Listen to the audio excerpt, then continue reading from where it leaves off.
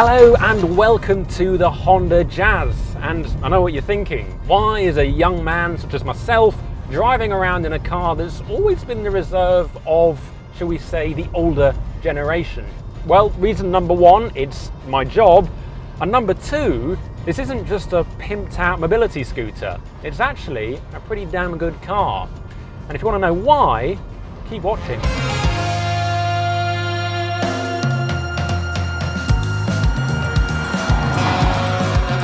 Back for another bite at the Super Mini Cherry, the Honda Jazz is now in its 4th generation and is more fit for purpose than ever. And it needs to be, because the list of rivals is extensive and includes the Renault Clio, Peugeot 208, Vauxhall Corsa and Britain's best-selling car, the Ford Fiesta, to name but a few. As ever, the Jazz relies on ease of use to beat the competition, and that's no more evident than on the configurator, where you'll note that it has just one engine and 3 trim levels on offer, or 4 if you include the rugged Crossstar version complete with active lifestyle body cladding. Back to the regular Jazz, however, and apart from the futuristic E, I reckon this is the nicest Honda interior I've ever sat in. And actually, there are some design cues from the E as well. But it's just the quality of the materials and the switches and everything just feels really nice and logical and like it's evolved through all the generations of Honda interiors, which have got some things right, but other bits wrong. This, across the board, is just a nice place to be. These climate control dials here, they've got a nice touch to them. The steering wheel is an interesting shape, but it's not too thick, so it's easy to hold. I've got a main 9-inch central touchscreen, which is a really nice size, and then there's a 7-inch digital dashboard display in front of me. But most importantly, there is, on a Honda, a volume knob. Now, I've got a Honda Civic Type R long-termer, and it hasn't got a volume knob. It's just got these strange little touch buttons, which when you're trying to turn the volume down in a hurry, they're pretty much useless. This, it's got a proper knob. You can turn it on, off, turn it down really quickly. Fabulous. Big improvement. Back to the infotainment system, actually, because I've got to say that along with the Honda E, which I'm pretty sure it's identical to, this is the best infotainment system that I've ever seen in a Honda. It's miles better than what's come before. The screen is so much more responsive, the menus are sharper, it's based on an Android style layout, so you've got these different tiles which allow you to access various functions. There's the personal assistant, which is basically like a Siri but for your Honda, so it's voice recognition. There's the sat nav, smartphone connection, you can have Apple CarPlay and Android Auto, although interestingly the Apple CarPlay can actually be wireless as well, so you don't even need to plug it in. And well, this is just so much easier to use. It really is night and day over what was on, for example, the previous Jazz. Other standard equipment includes a vast suite of safety technology. All versions come with forward collision warning, traffic sign recognition, adaptive cruise control and lane keeping assist. It is worth noting, however, that if you want the premium infotainment screen instead of the basic 5-inch version, you'll need either the SR or EX trim level. The thing is though, plenty of cars have got a nice interior and lots of safety kit. Where the Jazz really stands out is how spacious and roomy this cabin feels and actually is. The windscreen is absolutely ginormous. You've got a great view out there. And the A-pillars, they're actually half as thick as they were in the previous Jazz. So that means that the field of view has increased from 69 to 90 degrees. And that probably doesn't sound like much, but trust me, it makes a difference. I really have got brilliant visibility all the way around, and it's such an easy car to position in tight spaces. Backseat space is very, very good indeed. There's more than enough room for 2 6-foot adults, and even if 3 might feel a little bit squeezed, there's still a nice flat floor, meaning ample space for big feet. And for the Jazz's practicality party piece, there's something called magic seats. This allows the rear bench to be folded totally flat or folded upwards to allow storage of tall items. Nifty. The boot, meanwhile, is pretty ginormous and features a handy low loading lip which makes it far easier to lift heavy items in. Just make sure you don't park too close to other vehicles, however, as the extra tall boot lid needs a fair bit of room to swing open. Before we go on, here are 3 alternatives to the Honda Jazz.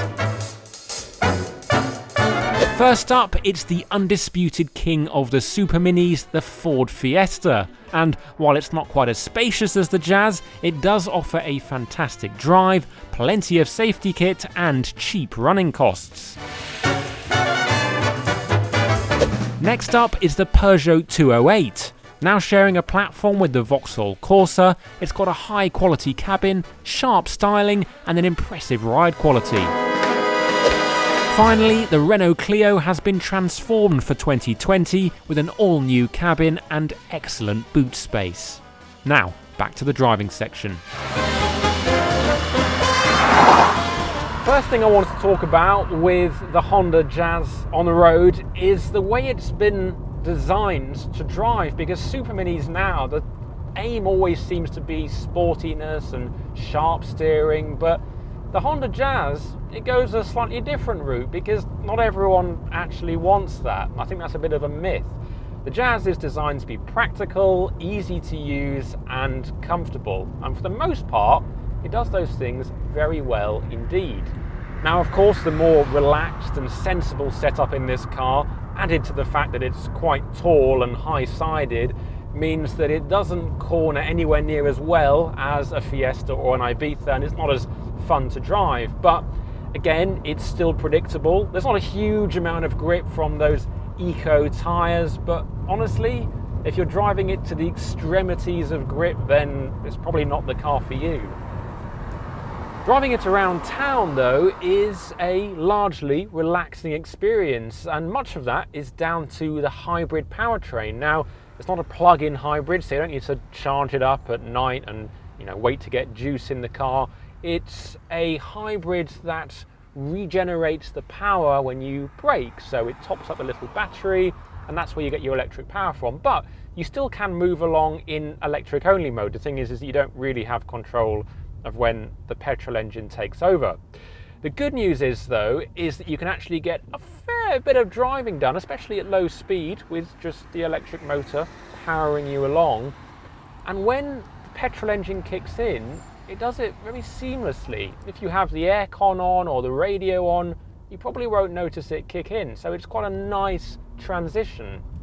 You've also got those very quick responses from a start because of the electric assistance. So for example, at traffic lights, you can pull away nice and sharply and dart into little gaps in traffic. It's all very drivable.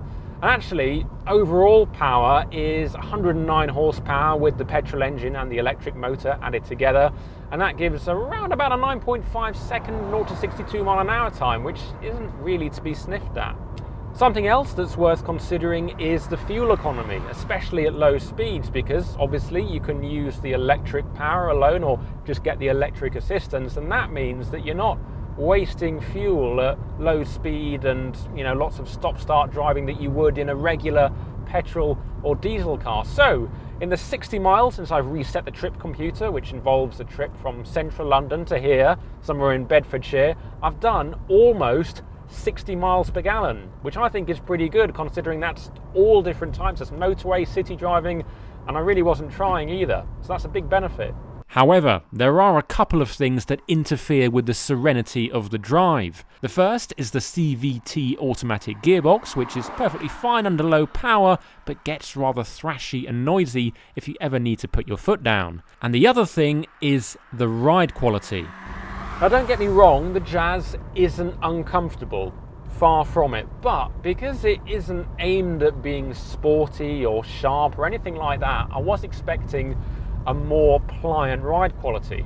It has to be said though that when you speed up and you get onto B roads or motorways, it does improve. And also, this is the EX spec car, so it's a high spec and it's got the larger 16-inch alloy wheels. The other versions have got the 15-inch alloy wheels though, so smaller alloys should hopefully mean a better ride quality, although we haven't tested that yet. Even with these problems though, I still have to say that the Jazz is such an easy car to drive. You just put it in gear, put your foot down, it just drives along as you'd expect. There's no surprises, the steering's light. As I said, you can see out really well.